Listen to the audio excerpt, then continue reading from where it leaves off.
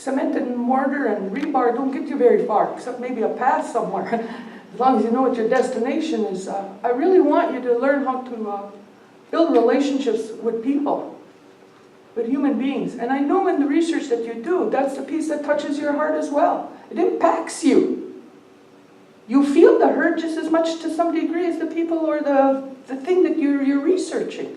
Because you know to some degree, the research you're doing now, you're re-echoing words that have been written for close to 40, 50 years already. It's just, we just get more eloquent on stating them and finding more facts to justify what we're saying. But for me right now, it's about change. It's about evolution. It's about movement. A shift really needs to happen in how we relate to one another as human beings. Not in our work, but just on a daily level.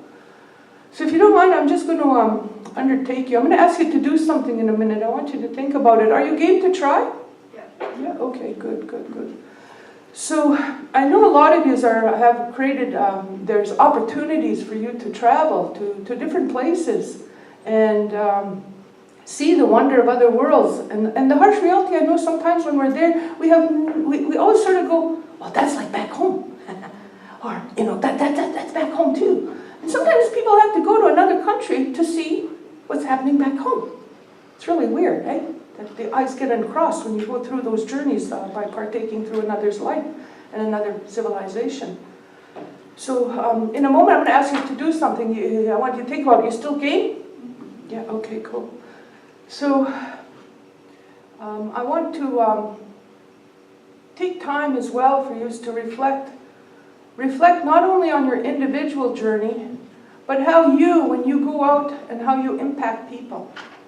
Because little do you realize the energy that you carry does impact people. So as people, when you get up in the morning, I pray you're like this. Eh? You're like this, you're going to smile. You're going to feed good energy to people. You're going to be cognizant of the place we're in. And Creator's going to test us on a daily basis to learn how to relate to one another. In our home lives, in the community, but also in our work. So in a moment I'm going to ask you to do something. You're still game. I know there's some new people coming in. You're still game to try? Okay. So no, right after this, I'm going to ask you to do something. I want you to think about it. Can you please all stand up for a moment? Okay, please. Can you sort of make some room for yourself? Just make some room for yourself. Push your chairs in. Wow, thank you for helping. So, in a moment I'm going to ask you to give you the instructions. Okay. Can you please lay on the floor, please?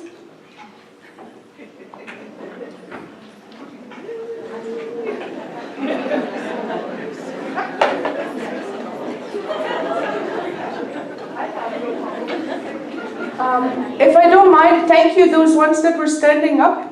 I really appreciate you. Those ones that were still considering to get on the ground, that's okay, you can still continue to get on the ground. Those ones that are on the ground, what did you get on the ground for? If you're saying because I told you to, that's not what I said. I asked you 4 times, even up to 6 times, I think. I'm going to ask you to do something in a minute, and I want you to think about it. What made you so willingly to get on the floor? You need to look at that because that affects how you do your research. Are you there to please somebody?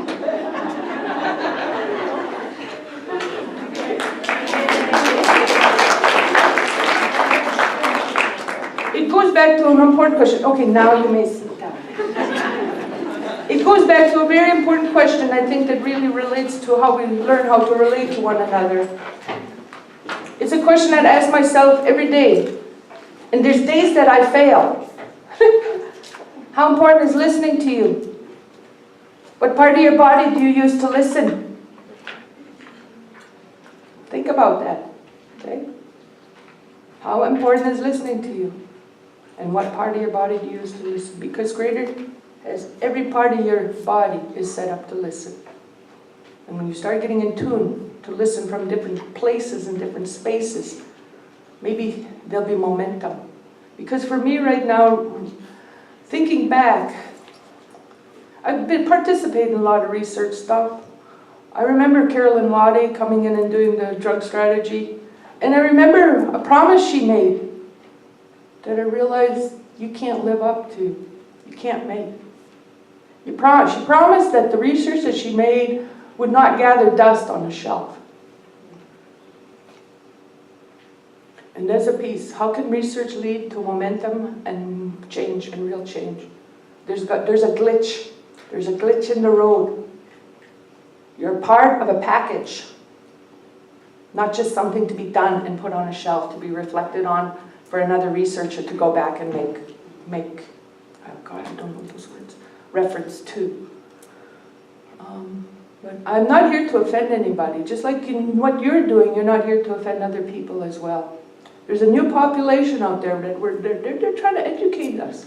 I'm still confused about it, you know, but I'm still trying to change the way I relate to my niece. I've had to learn to call her they. Oh, Jesus.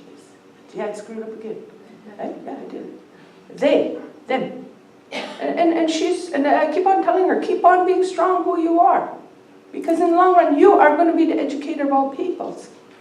And in the long run, too, you're looking at an indigenous population. Well, honestly, I'm not very used to that word, indigenous. I heard the word indigegogi. My gosh, it took me a while to get my brain around that one. New language infers new things, so be conscious of that as well. Because what you do may cause great results, but also could cause problems in the future as well. So what I tell people is try your best. Have a good day. Have the greatest day ever. And try your best to be good human beings, because that's what we're all here for. So I'm always open to question, but not right now. If you ever want to ask me a question, feel free. Come ask me a question. Don't be shy. It goes back to that piece. If you want to learn something, you know, there's so many teachings from our community. So many teachings. The one I think about always is the teepee. I'm trying to just live those first three poles. Obedience, respect, and humility. Everybody just wants to move to happiness. But learning how to live and walk with those three is really humbling on a daily basis. And lesson learning gets rid of my ego, put it on the shelf. And that's the piece relating to this stuff, that it's not about you in the long run. You're the one that's collecting the data. I'm hoping you're not doing this to get accolades and fame, but the shine, the light of the work that you're doing sometimes is to shine on the people that you're doing this work for, and reminding yourself of that as well. So, can't say goodbye. We'll see you again later. Have the greatest day ever. Thank you.